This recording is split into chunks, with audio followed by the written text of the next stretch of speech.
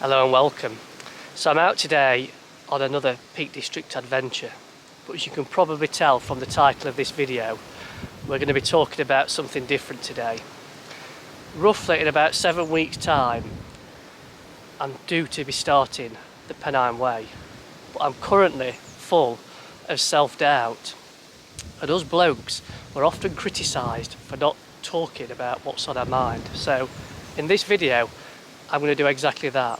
I'm going to share why I've got doubt, and I'm hoping in the video comments below you'll give me some words of encouragement, some helpful advice, even if that's sort yourself out lad and just get on with it. Right, let's get into it, shall we?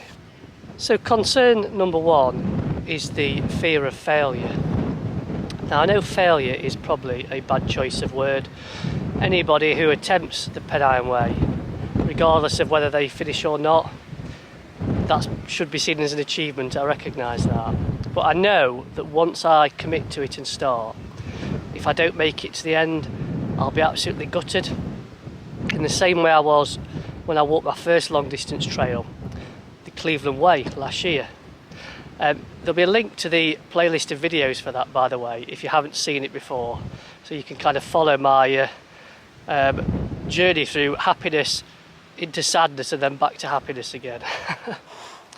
But the other reason why the fear of failure is at the forefront of my mind is I want to walk the trail to raise money for an Awareness for the Mind charity, and I'm planning to do what I did last year when I walked the Cleveland Way, which is a daily video on my YouTube channel and updates through my other social media channels, so people can share the experience with me. But I know by doing that I'm opening myself up for people to see if it doesn't quite go to plan. So I need to kind of get that fear of failure out of my mind if I am to actually start the trail and give myself the best chance of completing it.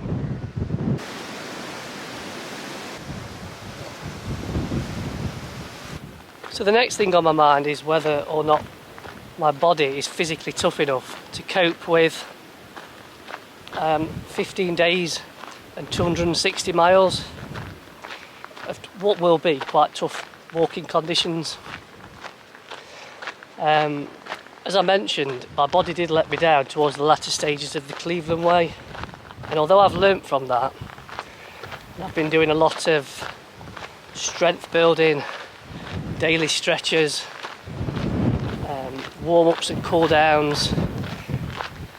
I've even recently completed a 3-day 55-mile walk just to see how I coped with a few back-to-back days, and that went okay.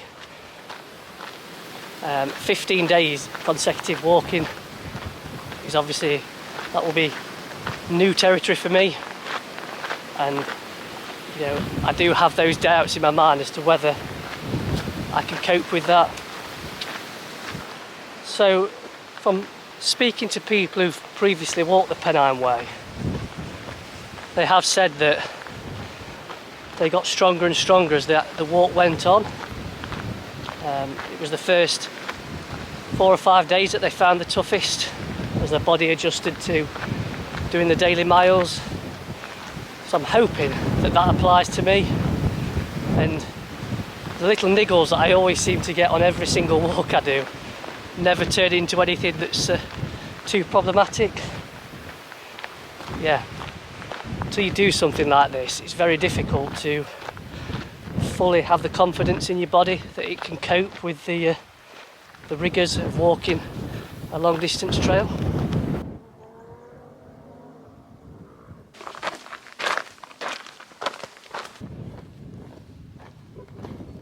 I've just had a nice test for the Pennine Way, a very sharp climb up out of Bradfield, rewarded with some fantastic views over to Hope and Kinder Scout.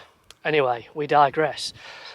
Next on my list of things that I'm a little bit concerned about is COVID.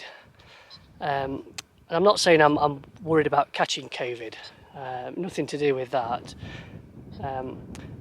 This week, in England, the last of the restrictions around coronavirus were lifted, so essentially we're living life as normal now at a time where I think cases are quite high. So I've got a horrible feeling that come September we could be in a position in the country where, depending on how things go, where further restrictions are needed, and it would be just my luck, given my experiences over the last 18 months, to either have my plans disrupted beforehand or even worse when I'm part way through the walk. So that's something else that's at the back of my mind, that obviously committing to this now with so much uncertainty that's happening, yeah, you know, who knows, but I know what you're all going to say. You can't live your life on if, buts and maybes. So probably the least of my concerns, if I'm honest, of the ones I've talked about so far. Right, let's carry on, shall we? Right, so what's next then? Well, I've touched on physical toughness. So I ought to mention mental toughness. Something I never thought that I would need to talk about. I've always considered myself to be a mentally strong person. I'm quite laid back. I don't let things get to me too much. However, I have realised that spending 15 days walking the toughest national trail in the country, I am going to be open to whatever the Pennine Way weather gods decide to throw at me. Although I've walked, obviously in bad weather, I've got all the kit, etc. What I haven't done is walked several days in a row at real high elevations in horrendous weather. I imagine people who've had to do that could be really tough mentally, to keep getting up every morning and going again, despite knowing that you're going to get wet through, get wet feet, blisters, all that type of stuff that goes with it. So I'm kind of interested to test myself, really, to see whether I am as mentally strong as I think I am. I think, depending on what the Pennine Way would have to throw at me, I would be in a better position to answer that question afterwards.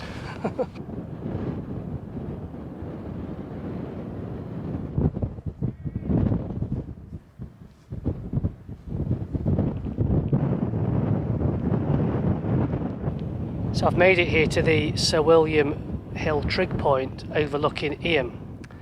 It's not named after the well-known bookmaker, by the way. So I've shared with you today the kind of worries that are on my mind, or concerns ahead of my proposed Pennine Way walk. So as things stand, I'm still 50-50. I'm interested to hear, or see even, what people say in the video comments. What I will be doing though is walking a long distance trail in September, subject to there being no COVID restrictions in place. I'd really like it to be the Pennine Way. I won't lie to you, but I want to be sensible. I don't want to feel like I'm taking on too much too soon if a slightly shorter trail might be a good way to test whether I've got what it takes to walk the Pennine Way. Right, if you've enjoyed watching this video, hit the thumbs up. It's always good to know whether the videos are of interest to people. Let me know what you think to some of what I've shared today in the comments below. If you've walked a lot of long distance trails yourself, I'm sure you've got some kind of advice that you might want to share with me, which is fine, even if that's to man up and get on with it. Okay, this video wasn't planned, by the way. I brought the camera with me today purely to take some photographs. You can probably tell it wasn't planned just by the fact that there's been a lot of waffle. I've just spoke what's on my mind today, that's all. Right, let's wrap things up here. Thanks for watching.